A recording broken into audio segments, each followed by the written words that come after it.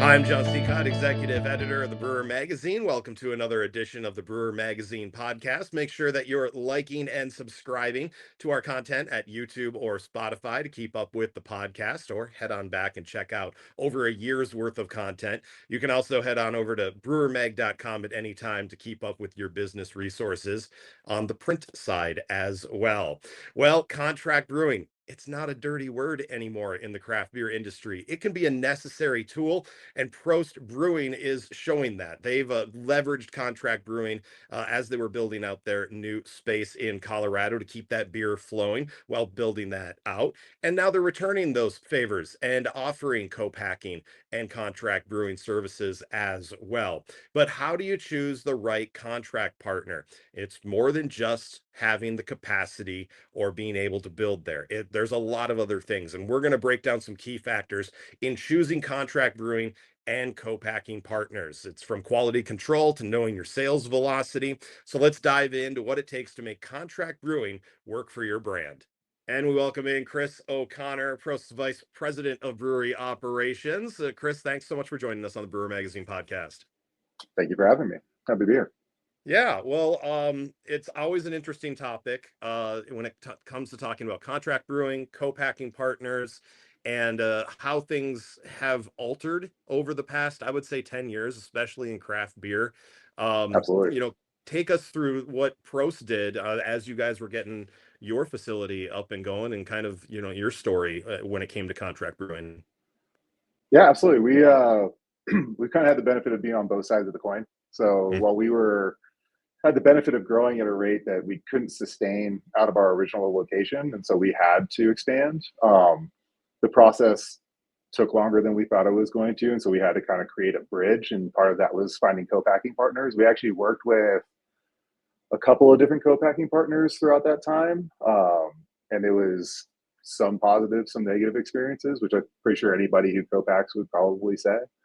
Mhm. Uh, but it gave us a really interesting perspective into how we wanted to build this new production facility here in Northglenn. So the 60,000 square foot production facility that we built here as our kind of like flagship brewery operations was always designed with contracting in mind. We saw a need in the market, and we really thought that we could be the ones that would fill it just because of the experiences that we have had on the co-packing side.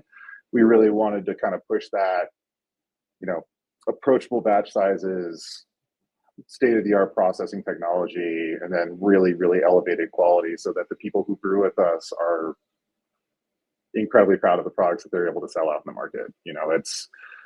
It's tough to hand over your baby to somebody else and say, I trust you to raise this and not make it a monster. And it's so it's I can empathize with everybody who comes through the door, and I think that because of that experience, we are very open book about everything that we do. And I think that that's really how it should be, because it really is a brewing partnership, right? Like, it's called co-packing or contracting, but truly it's a partnership. Like, these are two Mhm. brands that both exist in the market, and they're both sharing space in the consumer's mind. And I think that if we're faithfully executing their vision, that it just elevates the state of craft as a whole, because then it's better products in the market that more people can count on, and it's just consistently there all the time. And that's what we kind of strive for. Awesome. Yeah. And you said, like, there's positives and there's negatives. It used to be really negative in the craft Mm-hmm. beer industry to say you were contracting with someone. Yeah. And then it kind of changed into like, well, you remember the nomad phase, or you Yep. hear things like that. Now it's to the point, and I think because so many people are in the industry now, so many people understand the logistics, the cost, that it just makes sense, which is funny because Mm-hmm. in the grand scheme of things, we probably are reinventing the wheel in a little Yeah. bit, because it's been done for so long, but it's always been shunned. Why has it changed so much? Is it because of factors like that?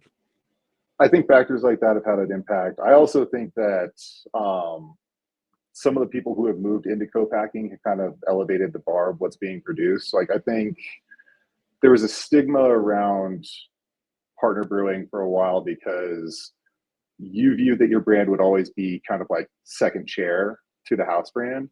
But I think more and more of these breweries, especially dedicated co-packers, realize that you really do have to treat every brand like it's the number one brand in the brewery.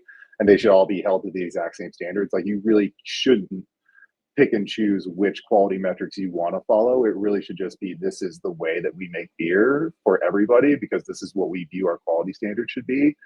And the good co-packers really follow that mantra and make every beer to those same quality metrics. But I think from a public's perspective, I think they kind of understand that for high quality packaging, it requires a certain amount of investment. And at a time when, some smaller craft breweries are struggling, it's that investment probably wouldn't be there. And they want to see it out in the market. Like, they want to have access to that product. So I think they're a little bit more willing to accept that maybe somebody is partnering up with somebody else to make that packaged beer so that it can be in the market. It's a big risk, and it's a big push to start going into packaging, because it's not a guarantee that there's pull through, right? The further away you get from your tap rooms, the less your brand is known.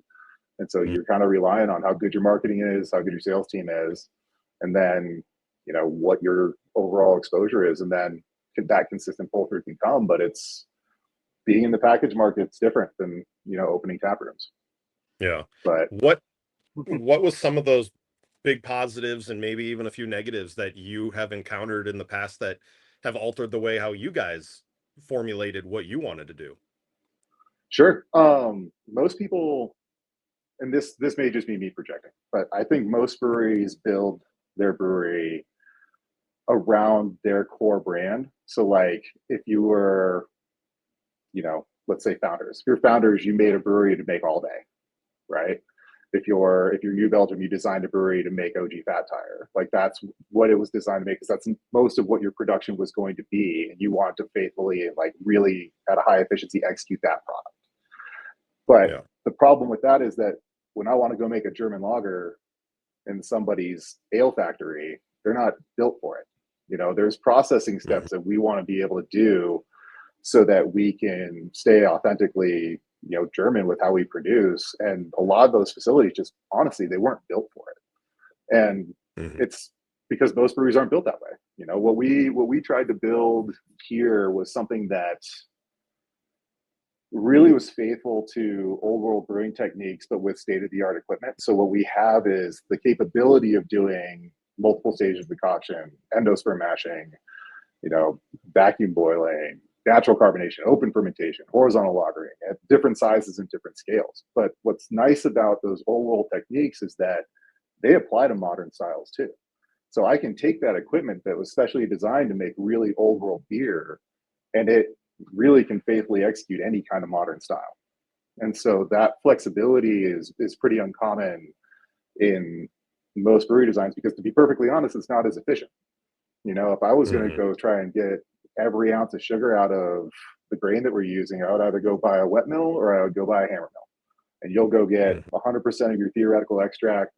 But to be perfectly honest, I think that there are quality compromises to some of that processing technology. And I think that what we did, where we knew we were going to take a slight efficiency hit doing things like husk separation and endosperm mashing, we thought that there was enough of a quality improvement that we were willing to take the L there and make it up in the cellar recovery side. So we did more investment on recovering the finished beer and the packaging equipment for efficiencies and recoveries than we did for pure extract. And again, that's all for what we view quality as and what we viewed as important for us, for our brand. And then we apply that to everybody that we partner brew for. And so they get to benefit from kind of what we had seen in the market, what we had kind of experienced, and the dynamic nature of how the brewery was built. Nice. When it comes to finding people, are they coming to you, or you guys? I know you guys are talking about like it's very out there. You guys are very willing to work as a contract, but is there that much need that you guys can kind of sit back, or are you actively out, headhunting in a way? Man, I'd love to tell you that I'm good at sales. I spend almost no time doing outside sales.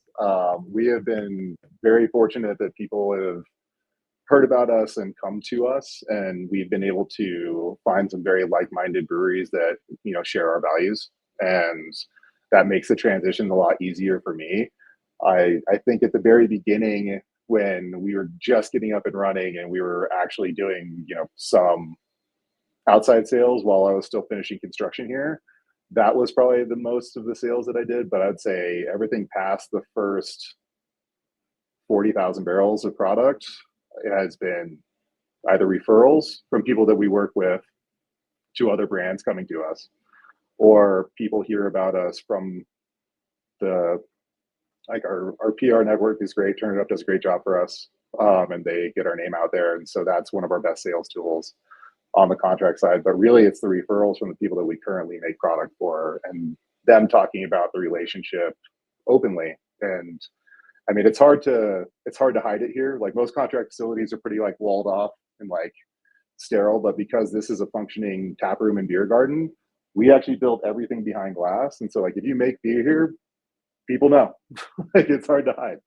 Like so it's got to be if you're going to be a partner brewer with us, you kind of need to be comfortable with people seeing that. And I think that we've designed something that's really really elegant, and it's something that people are proud to be a part of and partner with us on. When it comes to the actual contract, Yeah, working with someone, how important is that going into the situation, that both sides understand exactly what needs to be done, and having that contract in place? We're going to do this, you guys are going to do this, this is how things are going to be done. Is it, sure. do you have it kind of set in stone, or do you kind of work on a case by case basis and create something for everyone that you're working with? You know, every co-packer is different. I've seen probably 8 different contracts in my time here, and with people that we had made product with, or people who have sent us things that they're used to running. Our contract is like 3 pages long. It's very much just a, we'll be a good partner to you. You should be a good partner to us. If you want to leave, you can leave. Like if we want you to go, we can ask you to go. It's Mhm. not, we don't want anybody here who's locked in because of a contract they signed. We want people to be with us because they want to be with us. Not everybody does it that way. Some Mhm. people have very thorough and robust contracts, and part of it's protection, right? Like somebody could just take their brand and leave, and that's always a risk. You know, that's part of the risk of co-packing, is that at any point in time somebody could decide that they want to go make beer somewhere else, and that's just kind of the way it crumbles. But I think if you are really being a good partner to people and you are really valuing their brand the way that they do, they recognize that that relationship is rare and they would be less likely to leave. But it's like Right. any relationship, right? Yeah. Yeah, exactly. And speaking of relationships, being open about things, Yeah, choosing someone who that shares your values, and it has to be on both sides of it, right. what is the important keys in that? What are you looking for in someone to come partner with you? And when you're looking at them, is this going to line up? How do you determine Yeah. those values? So it's, do they value the quality of their product, you know, out in the market, out in the world, or are they the type of brand who's taking shortcuts or putting out products that they know aren't up to standard? Because for better or worse, people know that we make other people's beer here, and they know which beers those are for the most part. And so when they see that out in the market, if they try something that's bad, it doesn't just reflect poorly on our partner, it reflects poorly on us as producers, right? And that type of experience isn't something that I'm personally willing to tolerate, because I don't want Prost as a brand being tarnished by somebody who's willing to make those types of concessions, right? So we actually don't even really make it an option. It's a, this met spec or it didn't. If it doesn't meet spec, we dump it and then we rebrew it right away. It gets first priority and it gets remade. You know, it's a living organism, things happen, but it's how you handle the things that go wrong that separate you as a good producer or a bad producer.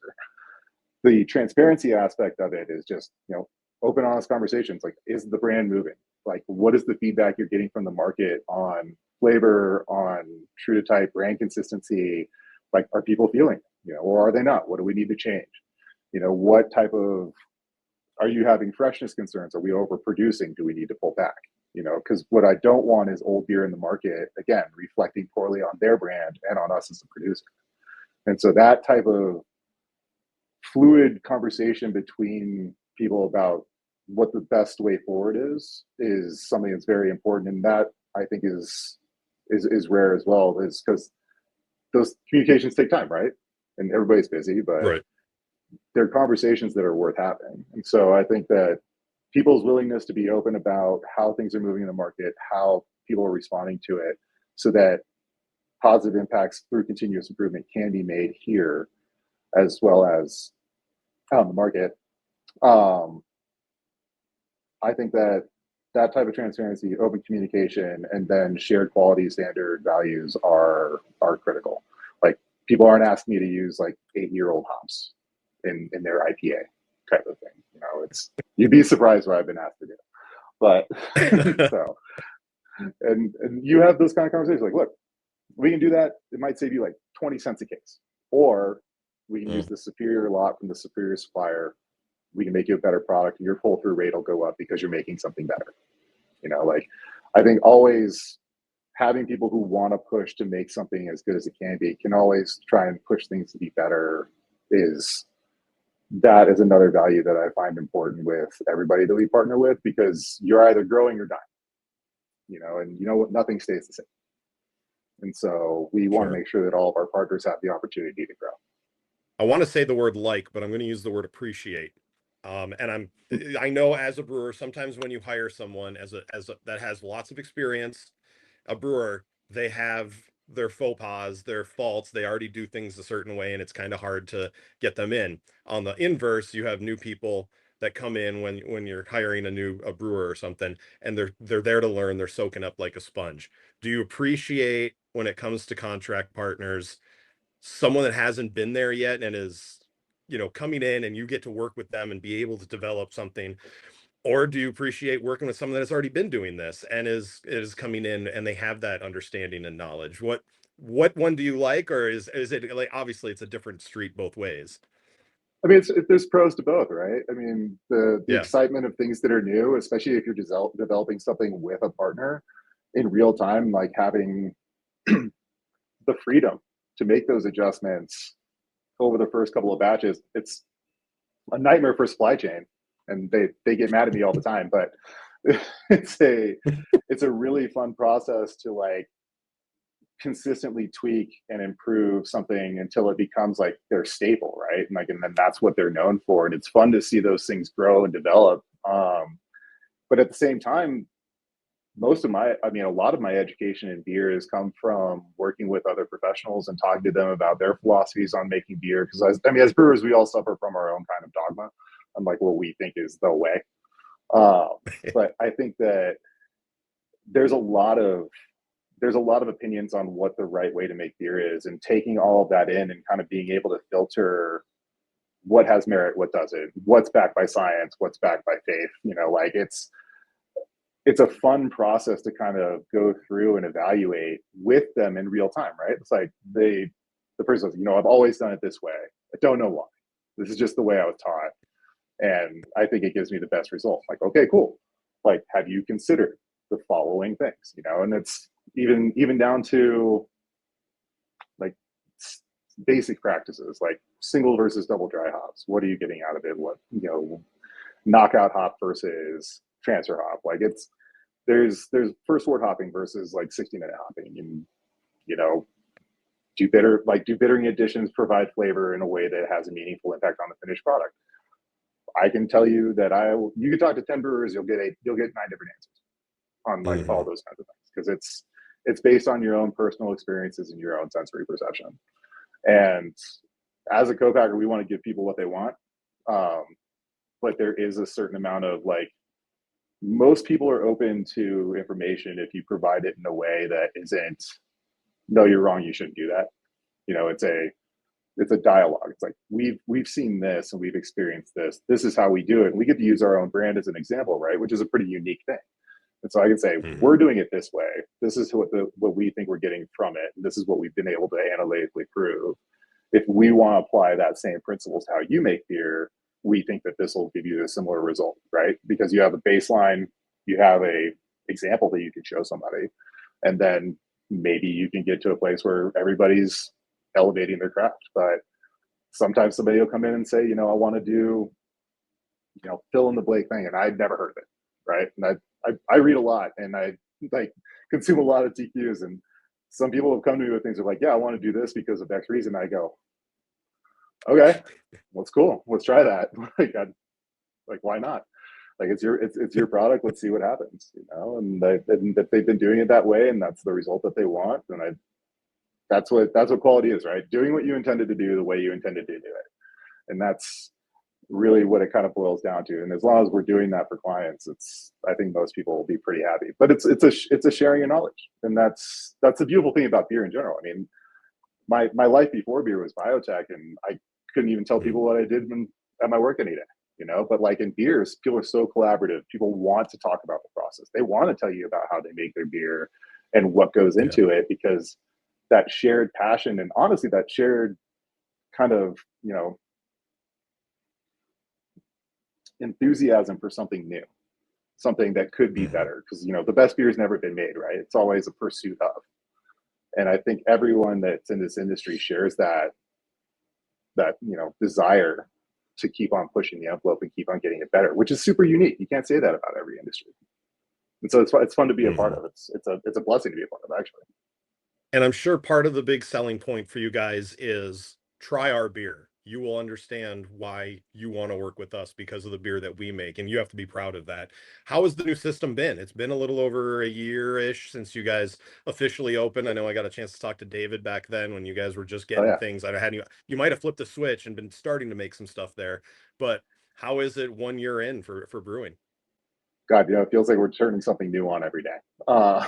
Right, even down to like we're turning on our carbo blending system and our deer water system in the next 3 weeks, and that commissioning starts like way too fast. But like I would say it's been amazing working with Casper Schultz. The brew house that we designed with them and put in is truly a 101. It is a beautiful piece of equipment. The partnership has been fantastic. The open fermentation suite that we built for our products and the horizontal lagering tanks that Casper Schultz built all of for us has been, it's been really wild. You know, I had tried a lot of the beers from Germany when I've been over there during off selection and seen a lot of the processes that they were going through. And I really wanted to bring that here, but I really wanted to do it with, you know, brand new state of the art equipment. And so even with that, the downstream processing from our horizontal lagering tanks is a crossflow filter from Pentair that is super, super cool. Um, it's a ceramic composite. So there's like no oil stripping, there's no color loss, incredibly efficient separation. You basically just get crystal clear beer on the back end with almost no quality impact. It's not like when you go through Pico pads or like regenerated cellulose filters where you do see some IBU loss, you do see some color loss. None of Yeah. that. Nice. Being able to put in our CO2 recovery system so that we can actually use natural CO2 for our finished products has had a noticeable flavor difference. And I think that what we tried to do was layer small improvements to see like how much better our beer could get in the way that we view, you know, what Prost beer should be. And so, you know, the endosperm mashing aspect of it was, you know, an ad. You could definitely feel it in how soft the malt flavor is. Like the ability to do multiple decoction for our darker beers or our Hefeweizen, really, you can taste it in how those malt flavors really coalesce. You know, gentle boiling with vacuum separation shows up in our head retention. Like it's beautiful, super velvety, thick foam that is very persistent. And so it helps with aromatics throughout the drink. And then open fermentation for running things like Feinschliffon lager volatilizes a lot of sulfur. It's a very gentle fermentation. And so it's a really, really clean, easy drinking beer. And so I realize I'm rambling. I'm sorry. No. But, but Shows the it's passion, a, man. no, it's fun to see. It's really a one of one. There are people who have components of what we do, but I truly don't know of another brewery that is built this way, and that is exciting every day. And it was slightly terrifying while we built it. I'm not gonna lie, because it's like on paper, you heard this a lot. Like while we were building the brewery, you'd hear me say this a lot. On paper, this makes a lot of sense. This should work. And they're like, okay, cool. Can you point to any examples? Yep. No, I can't. But this should work. They're like, all right, let's go. So Nice. there was a lot of faith from the leadership team in how we put this together. But I think that faith was rewarded with the type of products that we're making now. And I think everybody's really excited about where this is going to continue to go. Nice. Because even with Uh, that, we still have room to grow as a brand. We can still make our products better. I know all the ways that I'm going to tweak it, and we can keep pushing that envelope further and further and further in terms of our product quality. nice. Uh, Circling it back to partnerships, is there a success Mm-hmm. story that you love to tell people about, to say, we've worked with these people now, and to be able to see whether it's cost savings, increase in Mm-hmm. quality, what do you guys use when you're talking to people? Like, you want to talk to them, go talk to them. They'll tell you, what we can do. That's usually what I do, and it's mostly because I mean, as a co-packer, we sign NDAs with everybody, so I don't talk about specific clients, but I can talk about generally with stories. I mean, Sure. we had the opportunity to grow a brand that never existed, and I mean, they're doing incredible sales now, and it's wonderful to see what their growth curve has looked like. We brought in an existing brand that had been in the market for more than a decade, and they're showing signs of rapid growth in a brand that has existed for basically that the entire time that that company's been around, and they're doing more and more and more sales because of the product quality improvements that they're seeing from this. And to the point where my goal ultimately for any of our co-packing partners is that we make it so well that they stop making it.